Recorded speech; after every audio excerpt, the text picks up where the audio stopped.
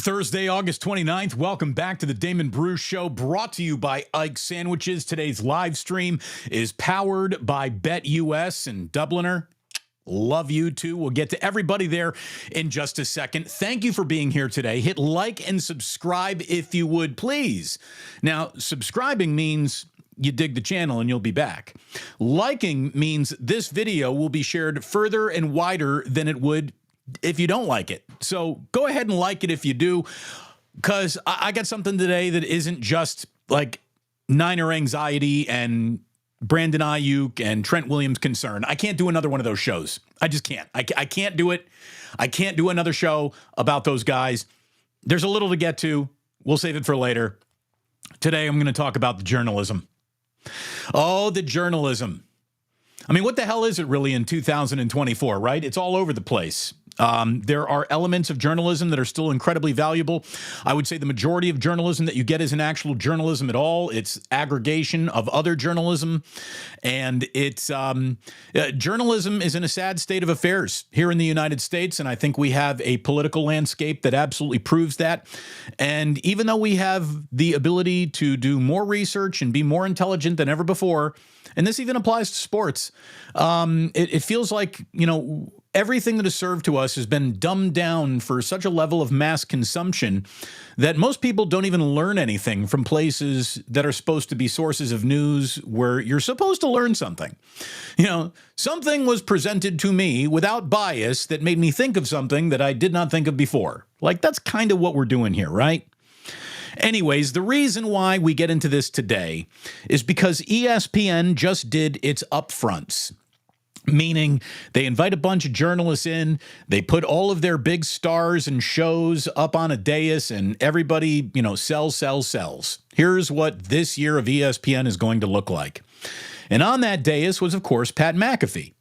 Now, look, I think it's really important that I tell you right up front, this is not a takedown piece on Pat McAfee at all. I am not the biggest Pat McAfee fan out there, but I begrudge him absolutely nothing. It's not exactly a show for me. This is going to sound like it's disparaging. It's not disparaging, but Pat McAfee in my mind is, you know, the band that played at that great college party.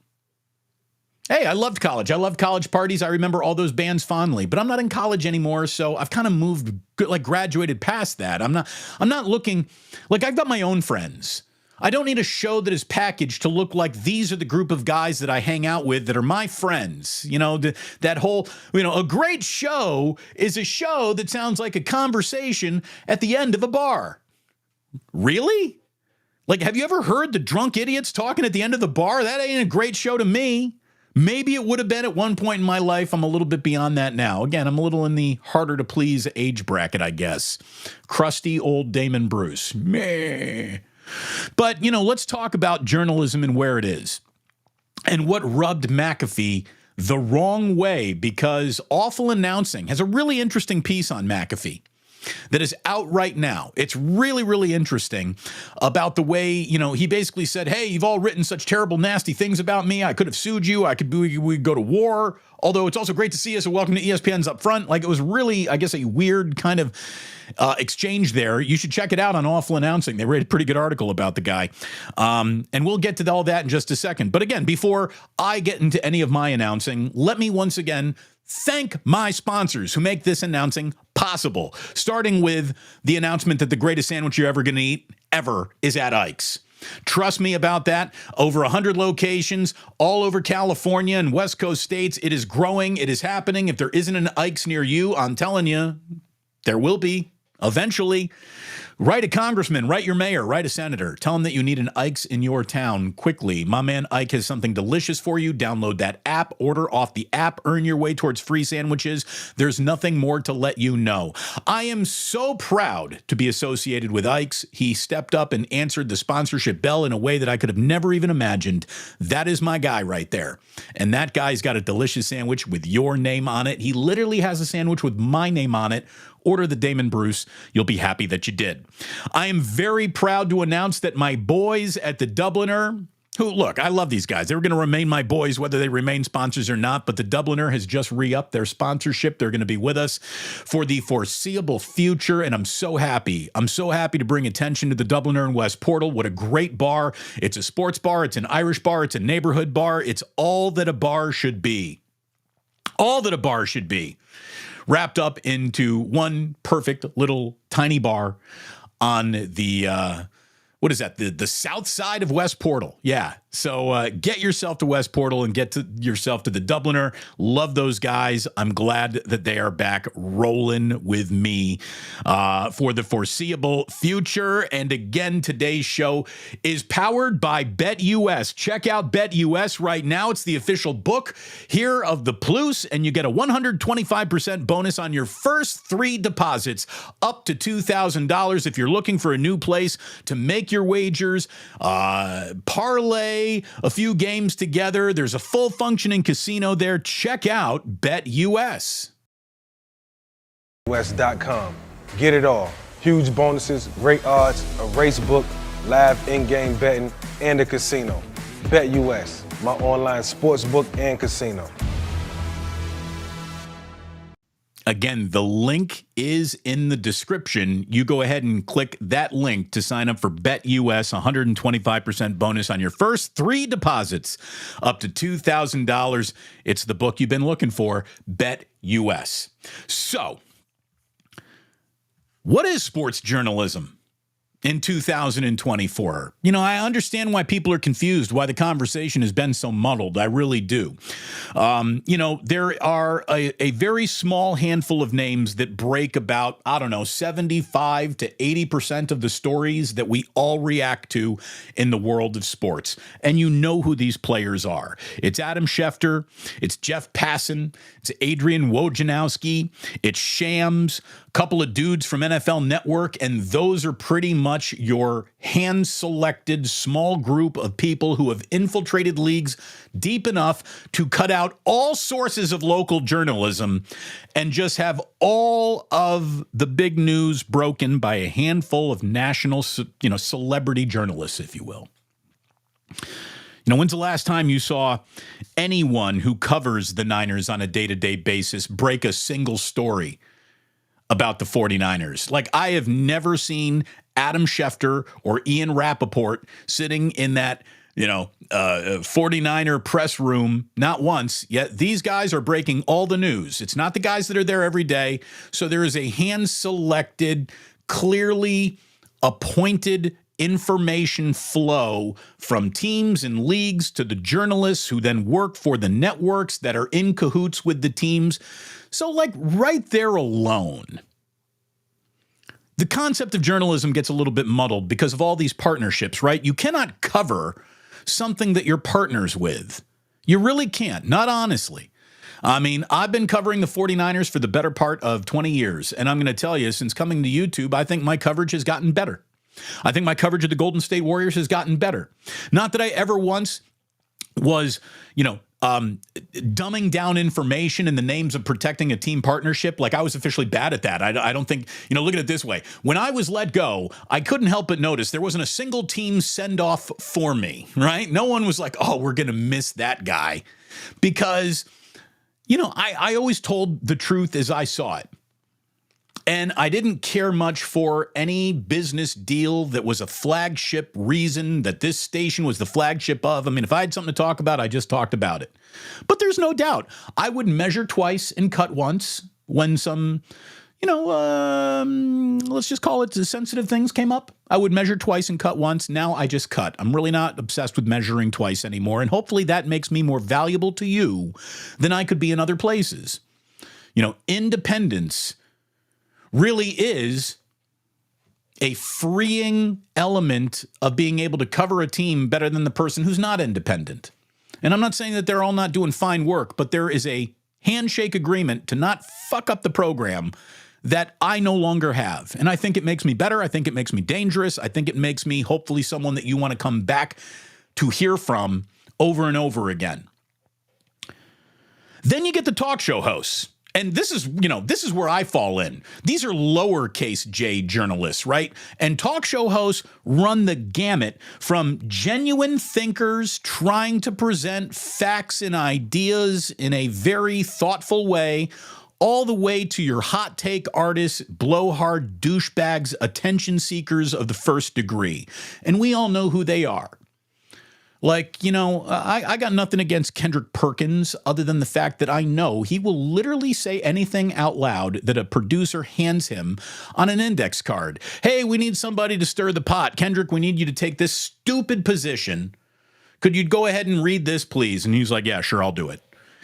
So there's those guys, the blowhards, the sounding boards, the Skip Baylesses of the world that are just looking for attention for themselves more than they're really looking to convey information to you.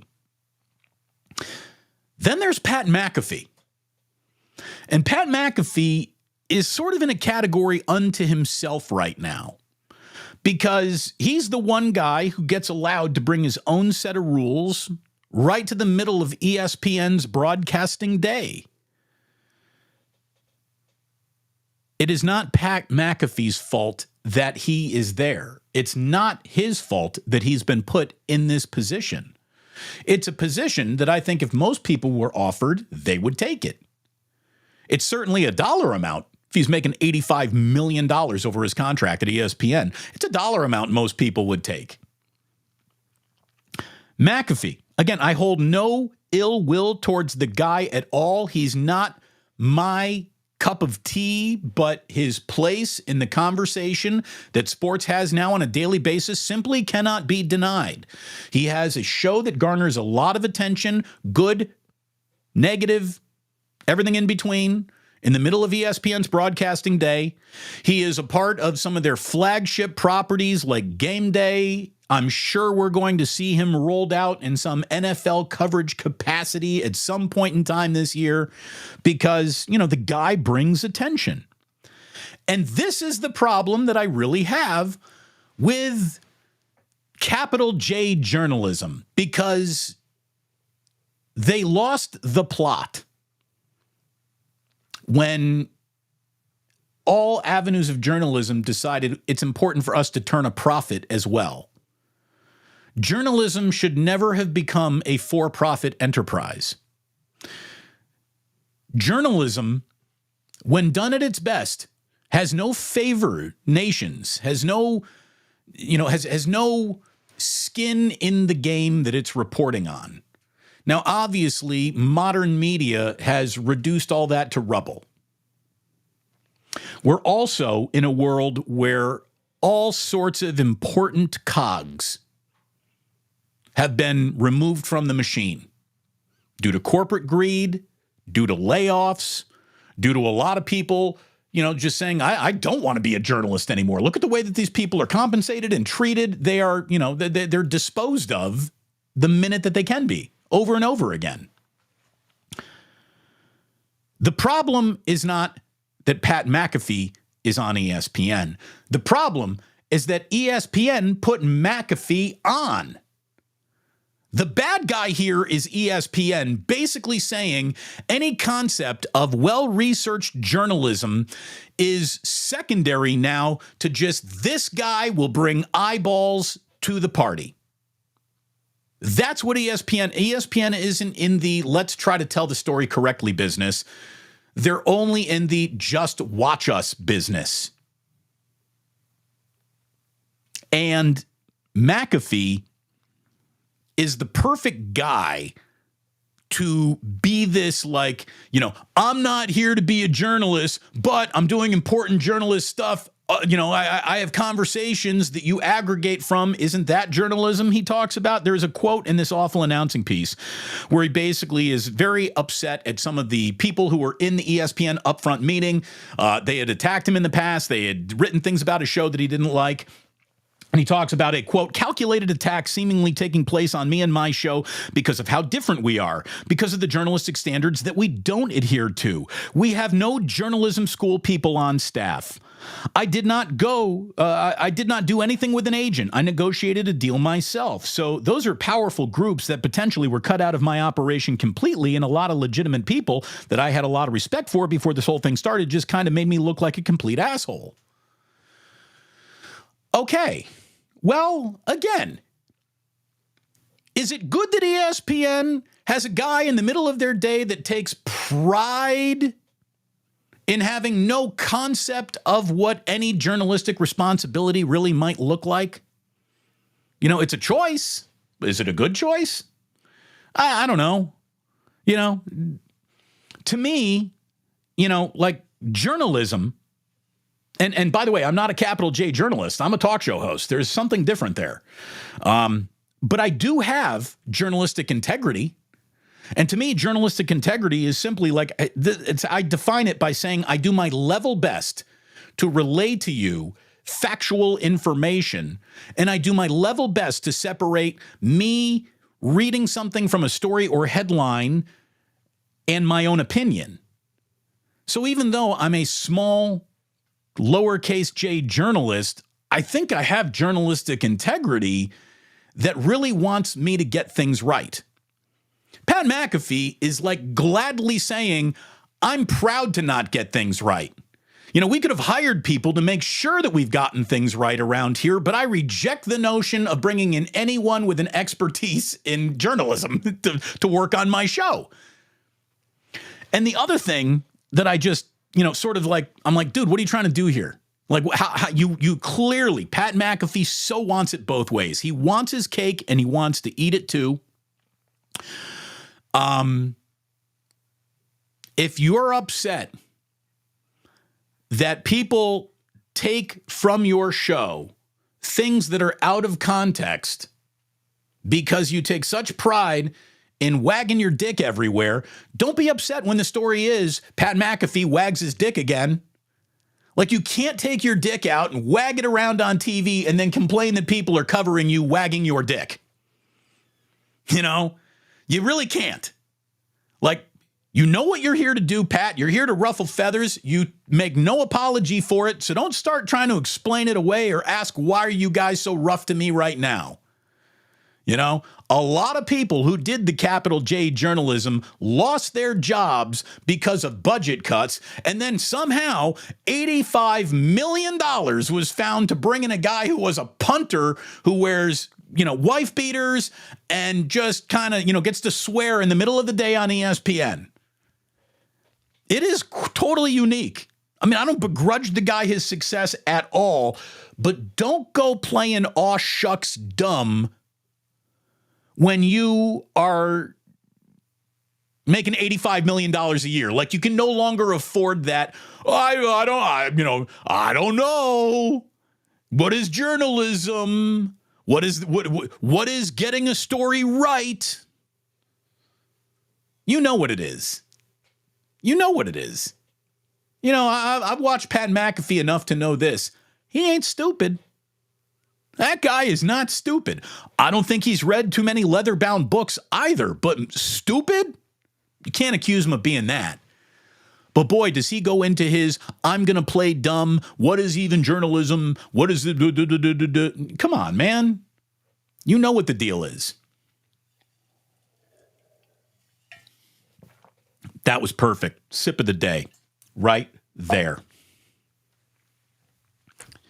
Just an interesting time to be alive, is it not? We're watching journalism change as fast as viewing habits change and listening habits change. We are in such an uncertain time of, well, this is how media used to be, and this is what media is going to look like in the future, that nobody really knows how to handle it particularly well. There's a lot of different experiments being run in real time, the biggest of which is happening in the middle of ESPN's broadcasting schedule every single day. It's not Pat McAfee's fault that he is in this situation. It's ESPN's fault for putting him in this situation, for rejecting the notion of, you know, so ESPN was Entertainment Sports Programming Network. It feels like the word entertainment is now the single biggest letter in the acronym of ESPN. Because getting something right, or just getting you to watch, well, I know what choice ESPN would make 100 out of 100 times. They would have a show, if it was popular enough, they would call a show, everything you're about to hear is wrong. And if enough people would watch it, they would put it on TV. There's no doubt in my mind. Did you see that Steph Curry has inked a massive, massive extension with the Golden State Warriors? You know what? I got to take a quick pee. I'll be right back. Hold on. Wait, I feel like I should put up like a little be right back, going to the bathroom. Hold on. Let me do this. Going pee, be right back. Add that. Bring that up. Oh, no, wait. Hold on. That's not it. Hold on. Going pee, be right back. I'm going to add that. Let's see where that is. Do we have that? We have that. There you go. I'll be right back.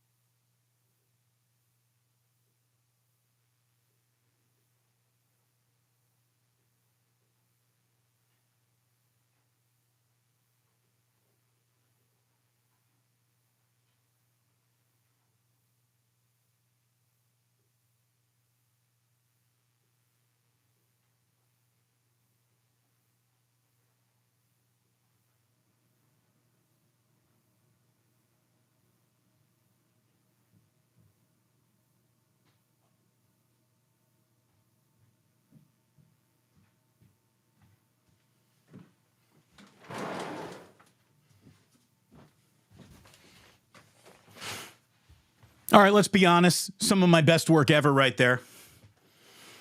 And we're back. People really like the chair. Seriously. The chat loves it when I go pee and basically the chat takes over. Yeah, Tiger Tank just saying, boom, excellent monologue by the chair, everyone. Wasn't that really good? Does the chair have a sponsor yet? Hand Banana? This is a great question. Chair needs a sponsor. That sip of the day got Damon quickly. Yeah, it really did. It really did. By the way, in the interest of capital J journalism, this is probably more detail than anyone knows. Guess where I just peed? Backyard, baby. I love a backyard pee. I'm sure you do too.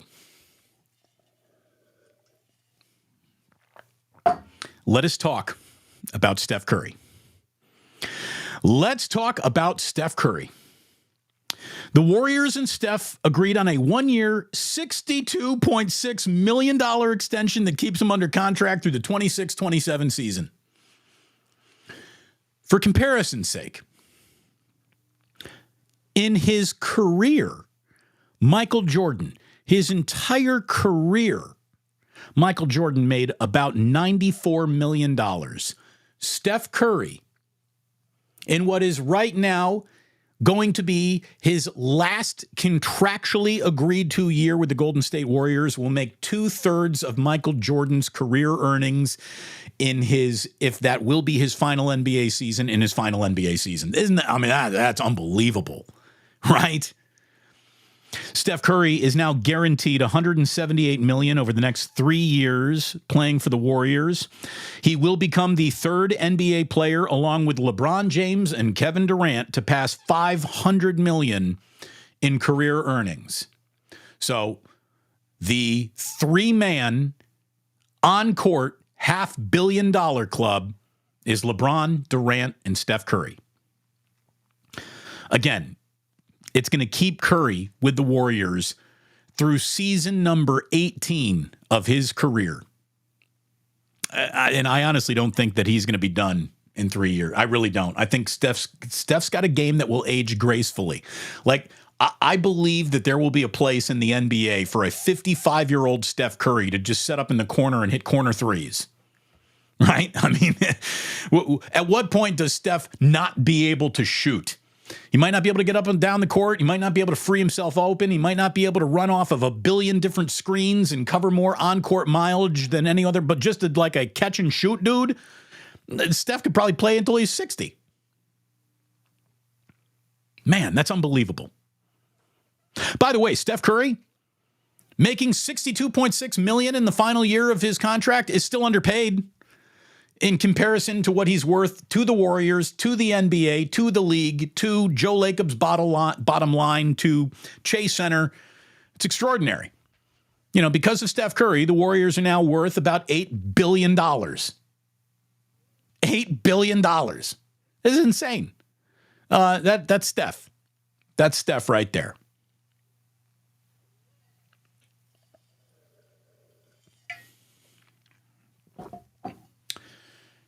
So,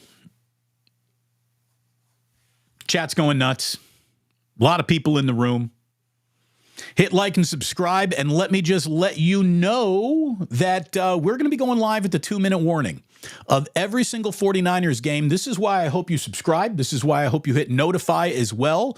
So we will be joining you, boom, instantly when we do go live at the 2-minute warning of every single 49ers game this upcoming season. Today, I didn't have much 49ers for you because nothing freaking changes over the... There's two things. There's only two things to tell you about when it comes to the 49ers. Where's Trent Williams and where's Brandon Aiyuk? And Trent Williams still ain't there, and Brandon Aiyuk might have been at practice, but he didn't go out to practice. Everybody's pissed off. Nobody's happy. The feel-bad vibe summer continues, and we're 11 days away from football. It just doesn't sound good. It doesn't sound good, right? I mean, I want to be very excited about this upcoming season for the 49ers. They're an excellent football team in a lot of different ways, and they look like one of the biggest slapdicks in sports for not getting these deals done with two crucial players in a year where you're trying to win it all. So I don't understand what's going on there. Good luck to everyone involved. Fuck around and find out. You've been warned. You've officially been warned. Let's see. There's nothing new on the Hassan Reddick holdout with the New York Jets. I guess that's good news for the 49ers since they're opening with the Jets. Jets are now saying the ball is in Hassan Reddick's court. I wouldn't want to play for the Jets either. The Patriots are going to start Jacoby Brissett over rookie Drake May. And basically the reason why they made that choice is because they know the offensive line sucks. They don't want Drake May embarrassed and crushed early with his confidence being disintegrated almost overnight by the NFL. So Jacoby Brissett will be the sacrificial lamb until Drake May is ready to get in there. And the Patriots should be good about 2-3 years from now. So maybe then. Let's see. But by the way, you know that you probably didn't select the right starting quarterback because Drake May probably is the right guy to start the year, but they just don't want to get him crushed out there. But when the number one question to Jacoby Brissett has been named the Patriots starting quarterback, and the number one question is, how long do you think that's going to last? It means it's probably not going to last very, very long. Remember how I keep telling you that the salary cap is equal parts something real and a total illusion? People keep on saying, "Oh, Damon, you don't understand anything about the cap. It's more sophisticated than when you understand, and it's not that easy to move." And okay, then riddle me this, Batman. The Cleveland Browns just restructured Deshaun Watson's contract, massaged it, if you will. They just restructured Deshaun Watson's contract in a move that opens up $35 million in cap space, most of which they plan to roll over to next season.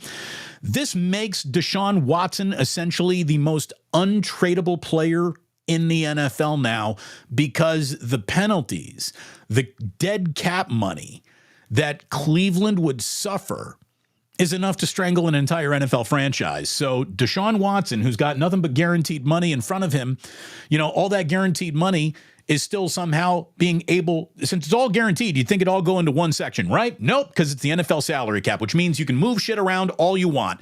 And now this is, guaranteed contractual money. We're going to convert this into signing bonus money, and the signing bonus money is now out of this category, and it's put in this category, and the 49ers could do this with Trent Williams and Brandon Aiyuk, and come on. The Cleveland Browns, by moving one column from here into a column over there, found $30 fucking million. Like, you telling me that you can't squeeze in a few extra million for Trent and Brandon Aiyuk, two players that you're not going to be walking away from, wouldn't want to walk away from anytime in the next few years? It's enough to drive a content creator crazy. And you fans as well.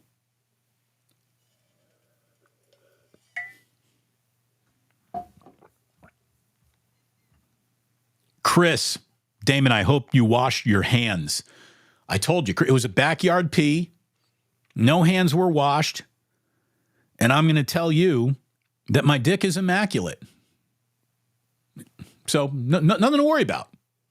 And we're not even in the same room. So look, again, I can touch this all I want. Touch my dick, touch the mic. You don't touch any of it. So it's fine.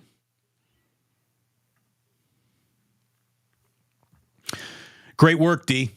Great work. Thank you very much, T from the 203. I thought it was some of my really good work. Is the chair ergonomic? Oh, it's the most ergonomic chair you're ever going to find. This is a really nice chair, by the way. I would have never treated myself to a chair this nice, but this used to be my wife's office, and my wife doesn't skimp on her own comforts, so I get to benefit from it. Thank you, Jillian. Again, all of this is basically Jillian's setup. But for my wife, I don't know if any of this shit is happening right now. What else we got going on?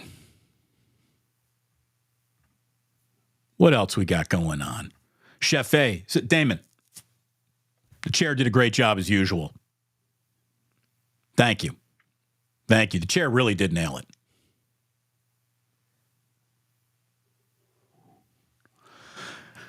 Rick Mighty Bone says, I can't wait for the 49ers record to be 3-0, and the receiving core is doing great. Relegating Aiyuk, a huge loser. Well, there's a part of me that thinks that that's what the 49ers are sort of counting on. And that just is reason why there's so many bad feelings. Like it's hard for a team to have a player on their roster that they're sort of rooting against, and that's what's odd about this whole thing.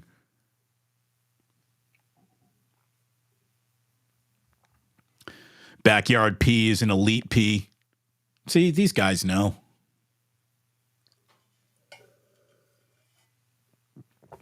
Oh, we got a Bluey reference. Michael Chan, the backyard pee, Damon is Bandit Healer. I wish. Big Bandit Healer guy.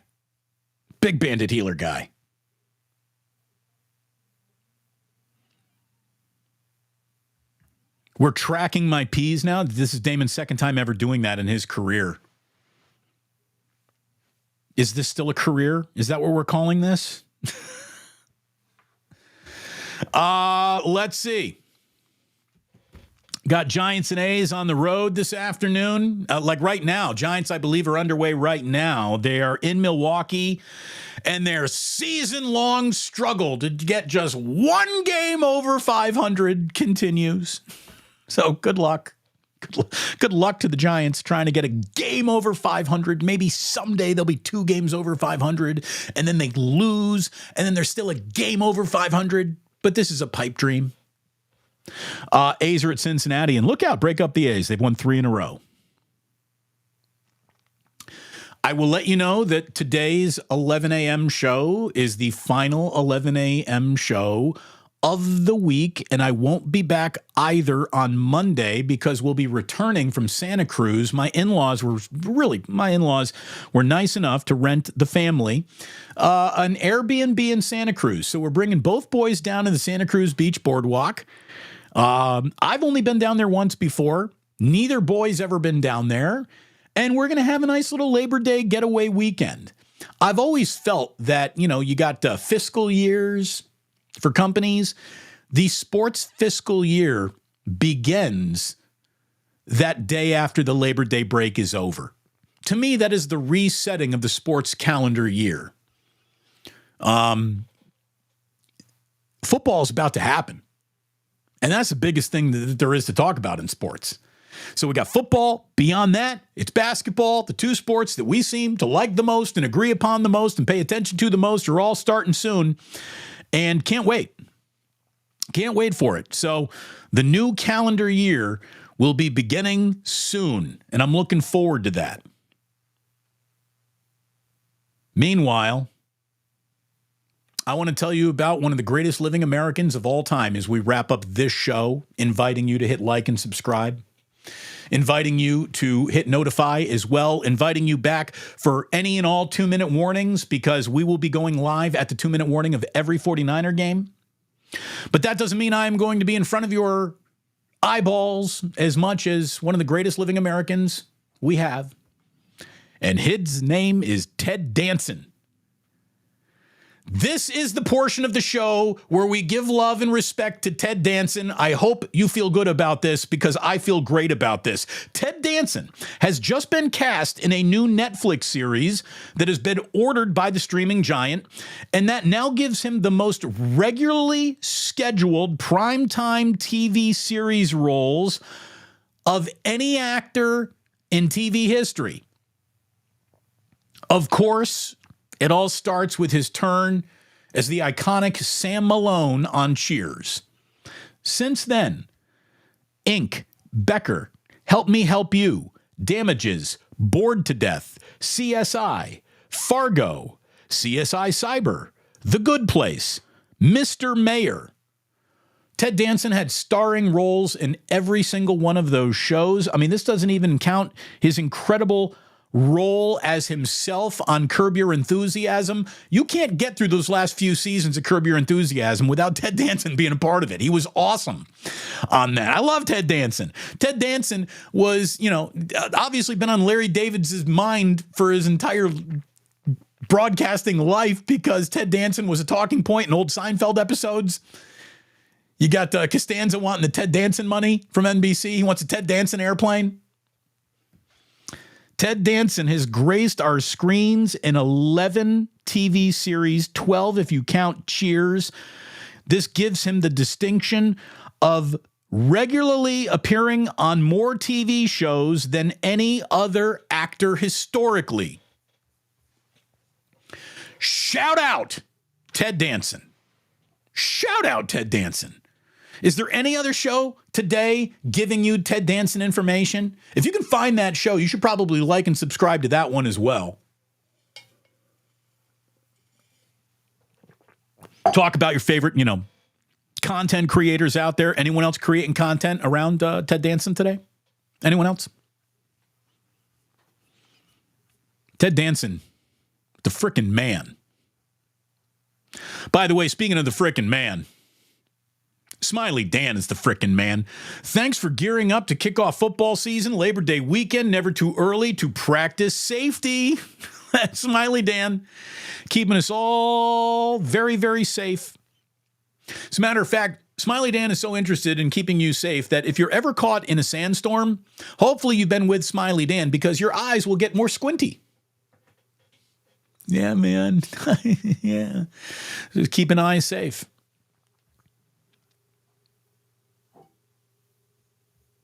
Again, it happened such a long time ago, but we're still talking about outside yard peas rule, don't they? I mean, I feel like we've really connected over something here. I feel like we've really, really connected.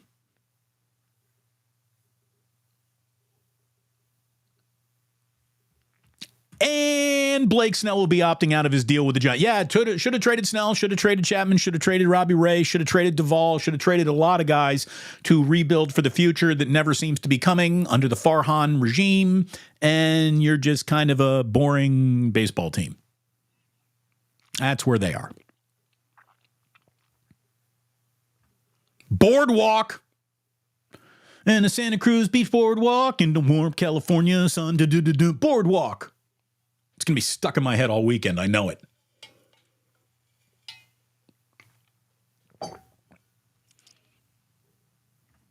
Oh, no. Skill says I missed half the show. This is the beauty of YouTube. You can go ahead and restart it whenever it's convenient for you, man. Damon in your pocket. Pull them out whenever you want them.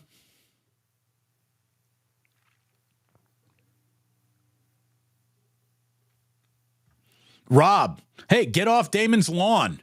Well, my backyard anyways.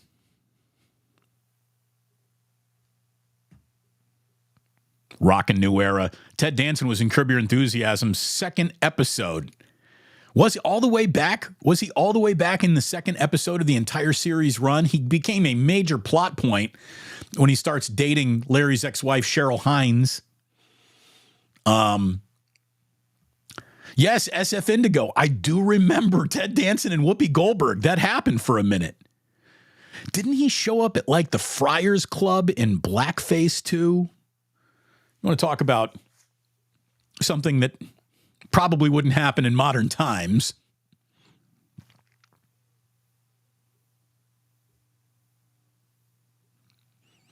Let's see. What was he doing with Whoopi? I don't know. Maybe making Whoopi. Got Anthony. $2. Ted Danson sandwiches. Thank you very much. You want to be the Ted Danson. You don't want to be the whitefish. Or no, was he the whitefish and that was called the Ted Danson? Or the gefilte fish, whatever. Either way, great episode. Great episode. Chef A. I got the week off because of my surgery, so I'm going to be very, very safe. Chef A, good luck with everything. Chef A having a little procedure on the cornea, if you don't mind me sharing. Chef A, I hope your peepers come back 2020 and better than ever. Love the people here in the chat. Gotten to know so many of you.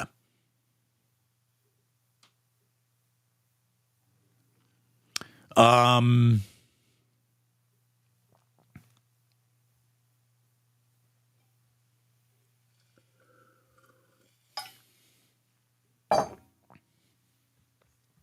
right.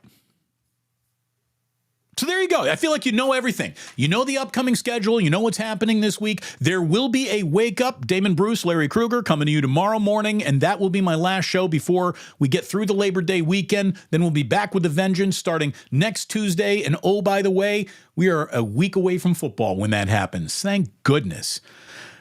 You're right about this. Vince Vargas, the man with the Sparty avatar, he knows. San Jose State versus Sacramento tonight, 7 o'clock opener. It's on True TV, which everyone has because you got the NCAA tournament, right? Hell yeah. Go Sparty.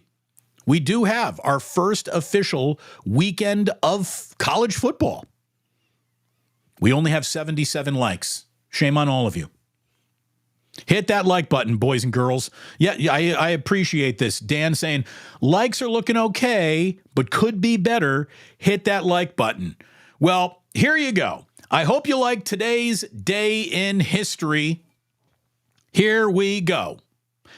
Today in 2005, Hurricane Katrina hit land. Today in 2005, Hurricane Katrina hit New Orleans. It was an unmitigated natural disaster made worse by a terrible response. It was a disaster that I don't know if New Orleans will ever completely recover from. There were still fingerprints of Katrina all over that city when I went out there for that 49ers Ravens Super Bowl. Super Bowl's going to be back there, so hopefully I'm going to be back in New Orleans this February as well. But Katrina hit land 2005 today. Today in 2016, we lost Gene Wilder. Gene Wilder, one of the more unique guys to ever appear, in movies, with his neurotic yet sensitive characters. I love Gene Wilder so much. Love Gene Wilder. There is a really great documentary on Gene Wilder, like on Netflix right now. I recommend it to everybody. Oh, and speaking of Netflix, today in 1997, Netflix was founded by Reed Hastings and Mark Randolph. They went from mailing DVDs in 1997 to here in 2024 being probably the biggest vehicle to drive media change than anything else. Streaming services would not be what they are today without Netflix, which again went from mailing people movies to changing the way the entire movie industry works now and forever. So that's certainly a moment. Michael Jackson was born this day in 1958 in Gary, Indiana. My kids love Michael Jackson. Jack can identify a Michael Jackson song, and he'll be like, this sounds funky. I bet it's Michael Jackson. And, dude, Michael Jackson's music still carries all the weight in the world with it. It really does. We'll tell the boys, other things about Michael Jackson when they're a little bit older. But in the meantime, just enjoy Rock With You. In the meantime, just enjoy Thriller. I'll tell you what was really cool was Jack loves Michael Jackson. Ozzy's first ever favorite song was Escapade by Janet Jackson. And when I told Jack that Janet Jackson and Michael Jackson were siblings, his mind was blown. Now he asked me about every singer. Does this singer have a famous sibling that I should know about? Is this singer brothers or sisters with anyone else who I should know about? But he couldn't believe it. He's like, wait, Michael Jackson and Janet Jackson, brothers and sisters? I'm like, yeah, that happened. And finally, today, the last thing that I have to tell you about, maybe the most important contribution to human history. Today, in 1893, the patent for the zipper was granted. Now, maybe you're a button fly guy or gal. There are other ways of putting pants on, but the zipper, when it comes to flies, I feel like it's still pretty much undefeated. Jackets, can you imagine if we still lived in a world where there were no zippers and only buttons? I would not want to live in that world. Did you know that when the patent for the zipper was granted, it was first called a clasp locker? Truth. There you go. There's your capital J journalism. The zipper, when it was invented, was called a clasp locker. They changed it to zipper because that's the noise it made. And there you go. Damon, didn't you just deal with the zipper when you went out and peed in your own backyard? No, I'm wearing shorts today. Chef A, the cornea is messed up due to a procedure to help my glaucoma. You smoke enough weed where I can't believe you ever had glaucoma. Love me some Chef A. And I love me Danny Golding, who has become a member. He is now a part of the initiated. Oh, that's fantastic. Fantastic. Well, thank you to Danny Golding TV. Thank you to all of you. Thank you to everyone who is in the chat. Thank you to everyone who might watch this later. Thank you to everyone who is listening on the podcast. It's great to have you here today. Have a wonderful and safe Labor Day weekend. And we'll be back Tuesday next week and really ready to cover an NFL season that, based on who the 49ers are and how they behave this offseason, I don't know. We'll find out together, I guess. They could be and should be great, but they have also done more to stunt their own greatness than most NFL teams go out of their way to really do. So it's a unique situation to say the least. Thank you so much for being a part of this. Thank you so much for liking and subscribing. Thank you so much for hitting notify. Thank you for being back here. Thank you for being a regular. If you're brand new, welcome. It was great to have you here. And I want to just remind you that sports don't build character. They reveal it. And like that, he's gone.